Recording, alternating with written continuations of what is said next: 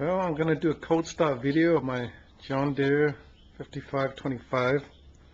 It's kind of dirty right now, just finishing harvest. Haven't had the time to clean it up yet, but when we get a little chance here, we'll both clean it up.